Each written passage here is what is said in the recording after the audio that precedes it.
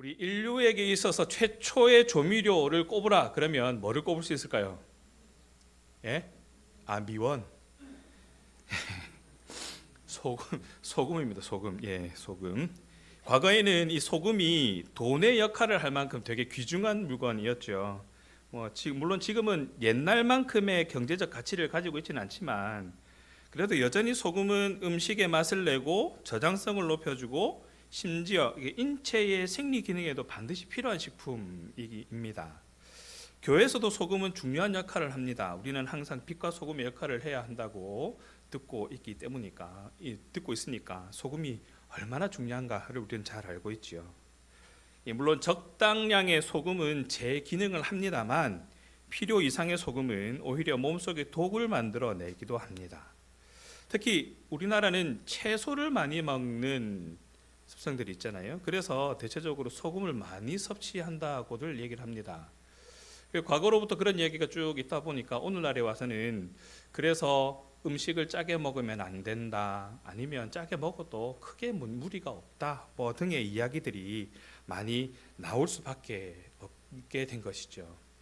그러다 보니까 이 소금의 종류에 대해서도 관심을 가질 수밖에 없게 되었습니다. 소금은 크게 구분해 보면 천일염, 제제염, 정제염, 죽염 이렇게 구분할 수 있습니다.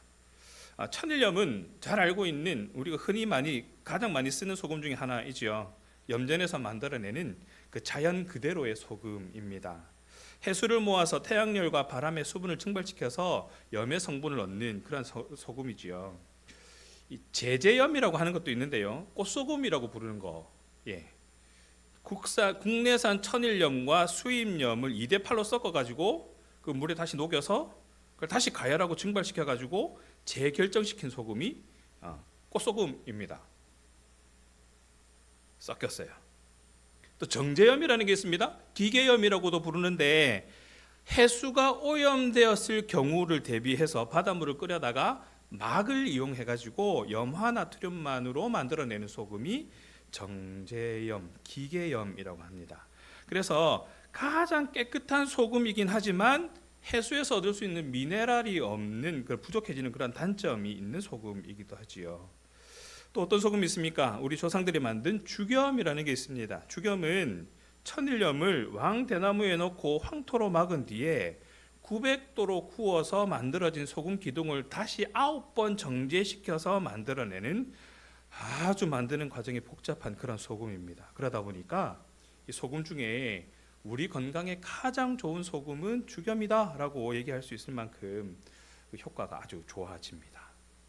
이렇게 죽염과 천일염을 비교를 해보면 천일염은 여러 가지 무기질이 많아서 좋지만 죽염은 대나무 속에 있는 물질과 황토가 가지고 있는 물질들이 같이 들어가 가지고 기능이 더 좋아진 그런 소금입니다.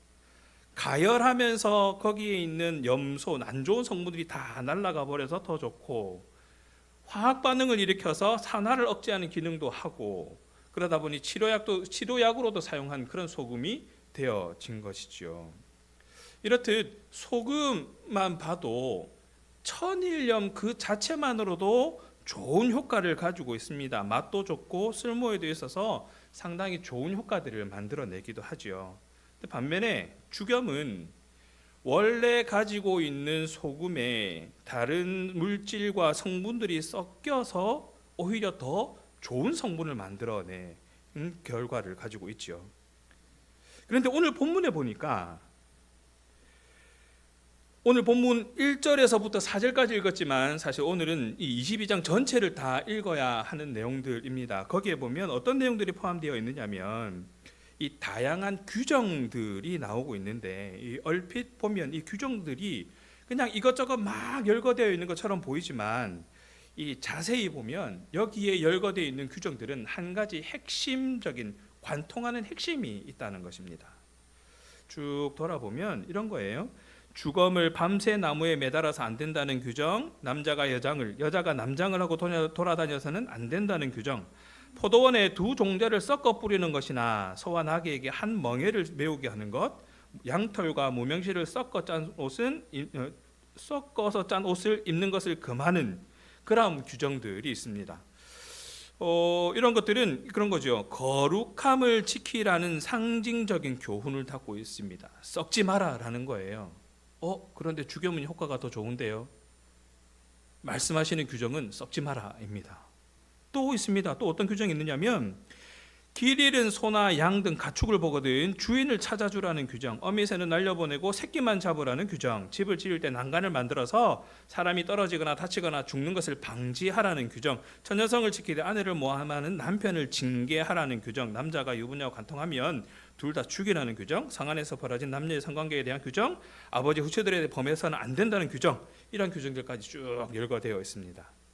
이거는 이 거룩함을 지킴과 동시에 그 형제에 대한 의무를 다하라, 책임을 다하라라는 그런 교훈을 담고 있는 규정들입니다. 이 규정들이 왜 열거되어 있고 이 규정들이 지금 이스라엘 백성들에게 뭐가 중요하냐? 거룩함을 지키기 위해서 필요한 것은 섞이지 않은 상태다라고 얘기를 하는 겁니다. 그러면 우리는 그런 생각을 하게 되죠. 아니, 오히려 섞어서 더 좋은 효과를 낼 수 있으면 그게 우리에게 더 필요한 방법이지 않습니까? 라는 거죠. 대표적 주기염이 있잖아요. 천일염으로도 충분하지만 대나무 속에 넣어가지고 황토로 입구를 막아가지고 구워가지고 그걸 9번 반복했더니 야, 이거 엄청난 소금이 나온 거예요. 이렇게 섞었더니 더 좋아지는 건데 하나님을 예배하는 일에 있어서 하나님을 드러내는 일에 있어서 하나님을 경외하고 하나님을 찬양하는 일에 있어서 아니, 이런 방법들도 괜찮지 않습니까? 라고 우리는 얼마든지 얘기할 수 있는 것입니다. 그런데 오늘 본문의 시작을 보면 의미 있고 재미있는 표현이 하나 나옵니다. 신명기 22장 1절입니다. 내 형제의 소나 양이 길을 잃은 것을 보거든 못 본 채 하지 말고 반드시 그것을 끌어다가 내 형제에게 돌릴 것이요. 내 형제에게라고 얘기를 합니다. 이 형제라는 말이 나의 친족을 얘기하는 것이 아닙니다. 동족을 얘기합니다. 즉 이스라엘 백성 전체가 내 형제다라는 의미를 얘기합니다. 여호와 하나님을 섬기는 이스라엘 사람은 모두가 한 형제다라는 의미인 것이죠. 그래서 1절에서 4절의 내용은 이런 얘기를 합니다. 이웃이 잃어버린 소유물을 습득했을 때는 반드시 돌려주어야 한다라는 겁니다. 심지어 그 주인이 멀리 있든지 아니면 누군지 모르는 경우라 할지라도 반드시 돌려주어야 한다라고 얘기를 합니다. 곤란한 상황에 처한 이웃이 있다면 그를 반드시 도와주어야 한다라고 또 얘기를 하고 있습니다. 나귀나 소도 짐을 지고 가다가 힘들어 넘어져서 일어나지 못하는 경우가 있습니다. 일부러 일어나지 않는 경우도 있나 봅니다. 왜 있잖아요. 소금을 지고 강을 건너던 나귀가 넘어져 가지고 소금이 다 유실되었던 것을 기억했다가 나귀가 또 강을 건널 때 또 내가 넘어지면 소금이 다 없어지겠지 하고 이 무거운 것이 없어지겠지 하고 넘어졌는데 알고 보니 그게 솜이어 가지고 더 고생했다는 우화 이야기 있지 않습니까? 저는 그런 우화를 통해서 나귀가 짐을 지고 다니는 것을 봤어요. 근데 나귀가 짐을 지고 다니기도 한다는데요. 다들 한 번씩은 보셨죠? 아닌 척하지 마시고. 근데 그런 나귀가 짐을 지고 가다가 일부러 일어나지 않는 경우도 있대. 너무 힘들어서 그냥 쉬려고 그냥 뻗팅기는 경우도 있다라는 것이죠. 물론 꾀를 부리든지 안 부리든지 나귀가 넘어져서 힘들어하고 있으면 그 주인은 그 짐을 다 끌어내었다가 다시 나귀에게 짐을 실는 그 작업들을 해야만 나귀가 일어날 수 있게 되지요. 그런 광경들을 본다면 혼자 처리하기 힘드니까 가서 반드시 도와주라. 그 얘기를 지금 하고 있는 겁니다. 이어지는 6절과 8절은 이 율법이 그저 하지 마라 라는 이야기를 하기 위한 것이 아니라 생명 존중이 그 핵심이다라는 것을 이야기하기 위해서 쭉 열거하고 있는데 신명기 22장 6절에서 8절을 한번 보십시오. 길을 가다가 나무에나 땅에 있는 새 보금자리에 새 새끼나 알이 있고 어미새가 그의 새끼나 알을 품는 것을 보거든 그 어미새와 새끼를 아울러 취하지 말고 어미새는 반드시 놓아줄 것이고 새끼는 취하여도 되나니 그리하면 네가 복을 누리고 장수하리라. 네가 새 집을 지을 때에는 지붕에 난간을 만들어서 사람이 떨어지지 않게 하라. 그 피가 네 집에 돌아갈까 하노라. 심지어 이 집을 지을 때에도 소중한 생명을 잃지 않도록 난간을 만들라고 하는 거예요. 하지 않아도 되는 일을 해라라고 지금 말씀을 하고 있는 겁니다. 동물의 생명을 존중하는 것과 사람이 다치지 않도록 난간을 설치하라는 것이 무슨 연관이 있겠는가 싶지만, 생명을 소중하게 여기는 그 관점으로 보면 하나님은 이러한 부분들조차도 세밀하게 보시고 세세하게 명령하고 계시는구나 라는 것을 발견할 수 있는 것이죠. 이러한 생명 존중은 그냥 그리스도인이니까, 하나님을 믿는 사람이니까, 이스라엘 백성들 중에 다른 민족들하고 같이 있는 그 상황에서 하나님을 믿는 사람이니까 저 사람들은 참 착한 사람들이다 라는 것을 인정받게 하기 위해서 그냥 그렇게 생명을 존중하라라고 말씀하시는 것이 아닙니다. 하나님께서 이런 생명 존중을 명령하시는 이유는 뭐냐면, 거룩한 하나님의 백성으로서 온전할 수 있도록 그 순전함을 지켜나가기를 바라는 마음으로 연관지어서 생각해 봐야 한다는 것이죠. 그 이어지는 내용들을 보면 좀 더 구체적으로 알 수 있습니다. 남자와 여자의 구분이 이루어지지 않는 것은 하나의 새로운 문화로 볼 문제가 아니라는 것이죠. 여자가 남장을 하고 남자가 여장을 하고 돌아다니는 거 하지 마라 라고 얘기를 합니다. 거기에는 동성애와 우상숭배라는 뜻을 포함하고 있기 때문에 그거 하지 마라는 거예요. 오늘날 우리가 이 부분에 있어서 상당히 고민을 많이 해봐야 됩니다. 동성애는 분명히 죄입니다. 그러나 동성애에 빠져 있는 자들을 정죄해서는 안 됩니다. 불쌍히 여기고 그들을 위해서 중보해야지요. 하나님은 이런 이방 세계의 문화를 가증히 여기는 거예요. 그렇게 해서는 안 된다라고 얘기하는 이유가 바로 그건 거예요. 섞여서는 안 된다. 섞어 놓으면 이것도 아니고 저것도 아니다 라는 것을 말씀하시기 위해서 철저히 배격하시면서 거기에 대해서 구분하라라고 얘기를 하는 겁니다. 신명기 22장 5절에 보십시오. 내 하나님 여호와께 가증한 자다 라고 얘기를 하고 있는 겁니다. 율법은 혼합을 이렇게 단호하게 금합니다. 이것도 저것도 아닌 그런 상태가 되지 말아라는 것이죠. 이것도 할 수 있고 저것도 할 수 있고가 아닙니다. 섞어 놓으면 이것도 아니고 저것도 아니다라는 겁니다. 두 종자를 한 밭에 뿌려서도 안 되고요. 서로 다른 가축이 한 밭을 갈게 해서도 안 되고요. 옷감도 다른 종류의 실을 섞어서 짜도 안 됩니다. 순수하게 오리지널로 취하고 오리지널로 나누라. 이것이 하나님께서 저와 여러분에게 명령하고 있는 겁니다. 이것을 확대해서 보면 이런 거죠. 주변 나라와 혼합되어지지 마라. 주변 나라가 가지고 있는 그 문화, 주변 나라가 가지고 있는 그 힘, 주변 나라가 가지고 있는 그 방법들, 그것들이 좋아 보인다고 거기에 혹하지 마라라고 얘기를 하고 있는 겁니다. 이스라엘이 주변 나라의 종교와 문화와 혼합되지 않아야 함을 하나님께서 이렇게까지 강조하시는 겁니다. 좀 적당한 선에서 하나님께서 그렇게 강조하셔도 될 텐데 왜 이렇게까지 하시는가? 그럴 만했습니다. 왜냐하면 이스라엘이 지금까지 계속 그렇게 해왔거든요. 하나님께 한번 얻어맞고 잘못했습니다. 다시 잘 해보겠습니다. 해놓고 잘 하다가 또 넘어집니다. 하지 말라는 거 어떻게 골라서 그렇게 다 하는지 모르겠습니다. 하나님은 그래서 이렇게까지 강조를 하고 있는 것이죠. 자신의 욕망에 이끌려서 하나님의 질서에서 벗어난다면 그거는 하나님의 권위를 부정하는 것이 됩니다. 그럴 수 있지가 아니에요. 하나님 앞에서 하나님 내가 이 정도는 할 수 있지 않습니까? 하나님의 권위를 인정하지 않는 거예요. 감히 하나님 앞에 나 이 정도는 해도 되지 않아요? 라고 도전하는 겁니다. 그래서 하나님은 신명기 22장 12절에 이렇게 말씀하십니다. 너희는 너희가 입는 겉옷에 내 귀에 술을 만들지니라. 이 술을 보면서 일상에서 하나님의 법도를 기억하고 지키라라고 말씀을 하시는 거예요. 이 술을 볼 때마다 하나님의 율법이 나에게 있지. 이 술을 볼 때마다 하나님께서 나에게 이렇게 말씀하고 계시지. 이 술을 볼 때마다 내가 이렇게 하면 안 되지. 이걸 늘 기억하며 살아라라는 것이죠. 그렇게 해야 비로소 거룩한 구별된 하나님의 거룩한 백성이 된다라고 말씀을 하고 있는 겁니다. 사랑하는 신앙가족 여러분, 우리는 신약 시대를 지나서 성령 시대를 살아가는 그런 사람들입니다. 성령과 함께 성령의 능력을 힘입어서 살아가는 사람들이지요. 그렇기 때문에 저와 여러분에게는 이 율법의 조항을 그대로 지키지 않아도 되는 그런 은혜 아닌 은혜가 있는 것이죠. 다만 이 율법 속에 담겨져 있는 하나님의 뜻은 우리가 분명히 알고 깨달아야 합니다. 하나님의 뜻을 발견하고 이 일을 통하여서 우리에게 무엇을 요구하시는가를 잘 깨달아서 그 뜻에 따르기 위해 애쓰면서 살아가야 한다라는 것이죠. 이스라엘은 하나님 안에서 형제된 공동체였습니다. 그래서 서로가 서로를 돌아보아야만 했지요.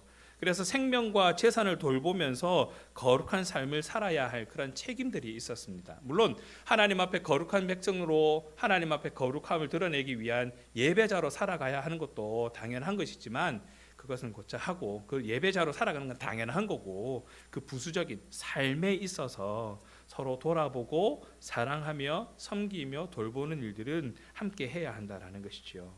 저와 여러분에게도 동일합니다. 그리스도인의 삶도 그러하다라는 것이죠. 우리는 그리스도의 은혜로 거룩한 하나님의 백성이 되었습니다. 그래서 예수 그리스도 안에서 한 형제가 되었지요. 그래서 형제의 생명과 재산을 나의 것처럼 소중히 여기고 돌보면서 살아야 한다라는 겁니다. 이웃을 내 몸과 같이 사랑하라라는 계명은 이웃을 사랑할 수 있는 비결도 보여주는 것이지요. 내 생명과 내 소유가 소중한 만큼 타인의 생명과 소유도 소중하다라는 것을 인정하고 존중할 때 이웃을 사랑할 수 있는 겁니다. 창세기 9장 5절에 내가 반드시 너의 피 곧 너희의 생명의 피를 찾으리니, 짐승이면 그 짐승에게서, 사람이나 사람의 형제면 그에게서 그의 생명을 찾으리라. 욕심 때문에 아니면 내가 일부러 나의 유익을 위해서 생명 존중 사상의 결핍이 이 누군가의 생명을 잃게 만들었다면 그 책임을 묻겠다라고 말씀하시는 겁니다. 왜냐하면 하나님은 이 모든 생명의 주인이시기 때문에 그렇습니다.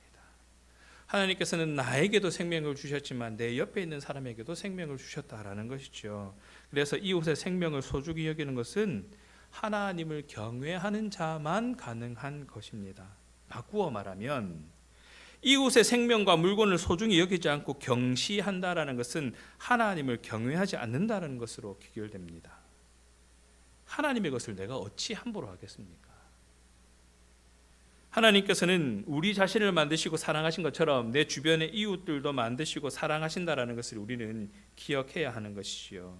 그래서 이웃의 소나 양이 길을 잃으면 못 본 채 하지 말고 이웃에게 돌려주라고 말씀하시는 겁니다. 다 이유가 있는 거예요. 생명 다음으로 소중한 것이 바로 소유물이기 때문에 그렇습니다. 소유물 자체만으로는 사실 별게 아닐 수도 있지만 그 소유물을 얻기 위해서 노력한 그 시간들과 그 정성들, 그것들도 소중한 것이다라는 것을 기억하라는 것이죠. 이웃이 소유물을 잃어버려서 근심과 걱정으로 낙심하지 않도록 도와줌으로써 사랑을 실천하는 것까지 마음에 품은 그런 사랑이 저와 여러분의 사랑이어야 한다라는 겁니다. 잠언 28장 27절에 보니까 이렇게 얘기합니다. 가난한 자를 구제하는 자는 궁핍하지 아니하려니와 못 본 채 하는 자에게는 저주가 크니라. 이게 단순히 재물을 나누는 것만 얘기하는 것이 아닙니다. 재물을 나누면서 위로와 소망을 나누는 것이지요. 적선하듯이 그냥 돈 툭 던져주고 뭐 알아서 해라, 이것이 아니라 거기에 위로를 담아서, 거기에 소망을 담아서 함께 나누어야 한다는 겁니다. 한번 주변을 돌아보십시오. 가난 때문에 스스로 생명을 버리는 일이 심심치 않게 일어나고 있습니다. 경제적 위기 가운데 세상과 단절되어 있다는 그 고립감 때문에 이런 극단적인 선택을 하게 되는 경우들이 참 많다라는 것이죠. 그래서 하나님은 백성들에게, 저와 여러분에게 이웃의 위기를 못 본 채 하지 말고 적극적으로 도와주면서 하나님의 사랑을 실천해야 한다라고 말씀해 주고 있는 겁니다. 요한일서 3장 17절에 보니까 누가 이 세상의 재물을 가지고 형제의 궁핍함을 보고도 도와줄 마음을 닫으면 하나님의 사랑이 어찌 그 속에 거하겠느냐라고 말씀하십니다. 생각해 보십시오. 영원한 사망의 형벌을 당해야 할 저와 여러분을 구원하시기 위해서 하나님은 아들의 생명을 내어주셨습니다. 고린도후서 8장 9절입니다. 우리 주 예수 그리스도의 은혜를 너희가 알거니와 부유하신 이로서 너희를 위하여 가난하게 되심은 그의 가난함으로 말미암아 너희를 부유하게 하려 하심이라. 그래서 예수님은 그 하나님의 사랑의 그 사랑으로 하나님의 그 사랑으로 이웃을 사랑하라라고 명령하고 계시는 겁니다. 하나님의 은혜로 생명을 풍성히 누리고 있는 성도라면 그 사랑으로 이웃을 돕고 섬기는 자가 되어야 하는 겁니다. 말씀을 정리합니다. 사랑하는 신앙가족 여러분, 친구를 위해서 대신 죽는 것보다 더 큰 사랑이 없다고 하십니다. 요한복음 15장 13절입니다. 사람이 친구를 위하여 자기의 목숨을 버리면 이보다 더 큰 사랑이 없나니. 원수였던 죄인들을 위해서 아들의 생명을 내어주신 그 하나님의 사랑의 크기를 보여주고 있습니다. 저와 여러분은 그 사랑을 입은 자들이지 않습니까? 그 사랑을 입은 자로 합당하게 살아가야 되지 않겠습니까? 그 요즘 말로 먹튀라는 말이 있습니다. 음식 주문해서 먹고 튀는 것, 즉 도망가는 거예요. 잘 먹어놓고 도망가는 거죠. 하나님의 사랑을 경험했으면서도, 하나님의 은혜를 경험했으면서도 그것을 실천하지 않는 것, 하나님의 은혜를 먹튀하는 겁니다. 물론 그 이웃 사랑은 우리의 힘과 능력으로 할 수 있는 것이 아닙니다. 우리에게 먼저 베풀어 주셔서 경험하게 하신 그 사랑으로 하는 것이지요. 그 사랑을 실천함으로 하나님께 영광 돌리는 그러한 삶을 살아가는 것입니다. 우리는 지금 대림절 기간을 보내고 있습니다. 그래서 오신 예수님을 기억하고 다시 오실 예수님을 소망하는 그런 시간들을 보내고 있는 것이죠. 오실 예수님을 소망하면서 특별히 우리에게 먼저 부어주셔서 감당하게 하신 일에 주목하시기 바랍니다. 힘들어하는 이가 있다면 하나님의 위로를 전하면서 힘을 보태어주고 그렇게 못 본 채 하지 마시기 바랍니다. 아파하는 이가 있다면 치료하실 하나님께 간구하면서 못 본 채 하지 마시기 바랍니다. 혹 깨닫지 못하는 자가 있다면 말씀과 성령의 능력으로 깨달을 수 있도록 중보하면서 못 본 채 하지 마시기 바랍니다.